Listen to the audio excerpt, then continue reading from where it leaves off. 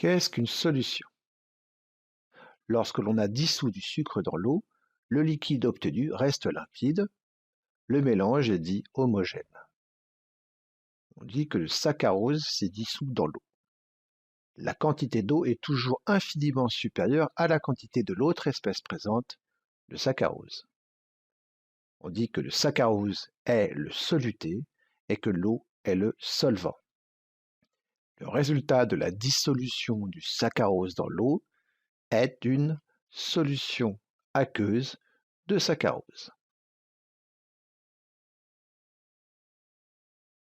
Dans une solution, les entités chimiques constituant le soluté sont dispersées uniformément parmi les molécules de solvant. Ces entités sont soit des molécules, soit des ions. Dans le cas des solutions moléculaires, le soluté constitue des molécules. Lors de la dissolution, ces molécules sont dissociées les unes des autres puis dispersées dans le solvant. Par exemple, quand on dissout du saccharose dans l'eau, on obtient cette équation. Pour les solutions ioniques maintenant, c'est un tout petit peu plus complexe, vous verrez ça plus tard. Dans le cas des solutions ioniques, donc la dissociation du soluté par le solvant conduit à la formation d'ions dispersés dans le solvant. Le solvant et le soluté étant électriquement neutres, la solution obtenue l'est également. Exemple, le chlorure de cuivre 2, CuCl2, est dissocié en ion cuivre 2 et en ion chlorure par l'eau. L'équation de dissolution s'écrit de la manière suivante.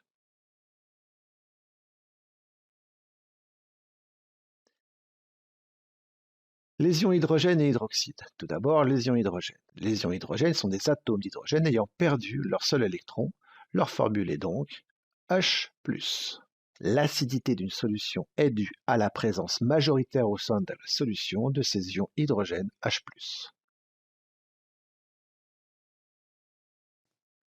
Les ions hydroxyde.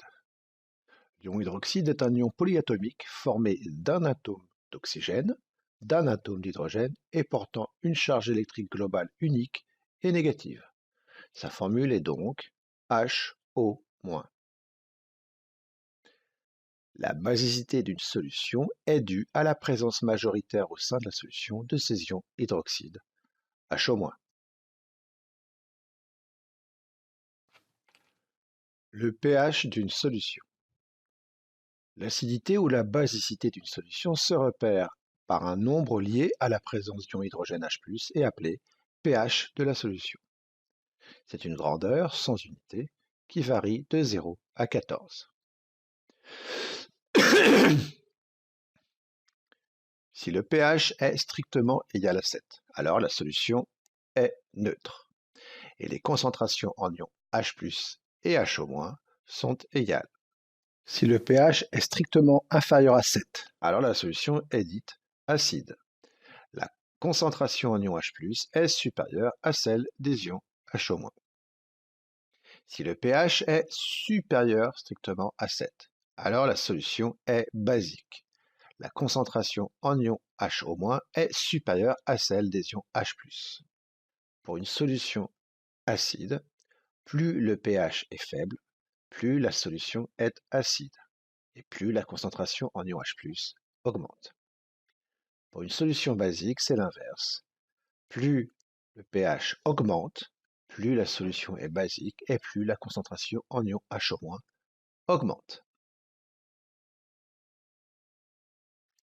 Comment mesurer le pH d'une solution? Et tout d'abord à l'aide d'un indicateur coloré ou papier pH.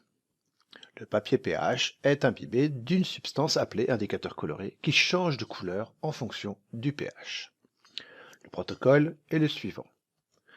Découper un morceau de papier pH de 1 à 2 cm et le placer sur une soucoupe.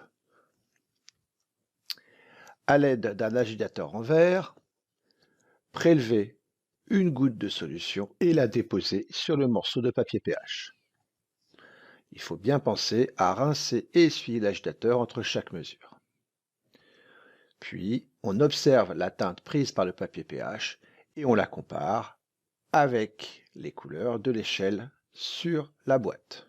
Ici, le pH est entre 1 et 2. La solution est acide. Deuxième façon de mesurer le pH d'une solution, à l'aide d'un pH-mètre.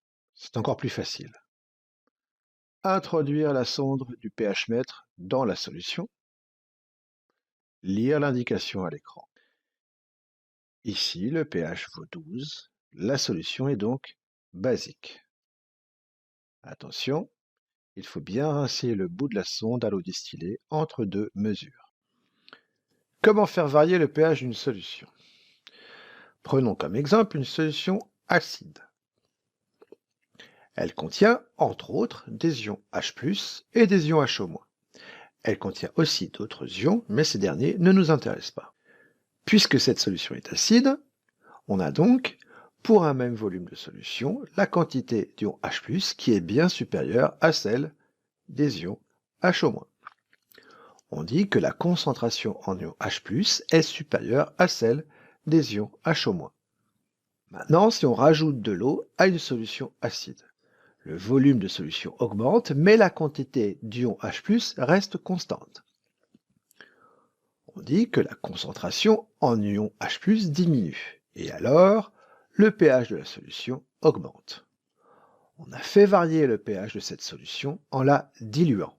Mais attention, le pH de cette solution restera toujours inférieur à 7. On retiendra que lors de la dilution d'une solution acide, son pH augmente mais reste toujours inférieur strictement à 7. Inversement, lors de la dilution d'une solution basique, son pH diminue mais reste toujours strictement supérieur à 7.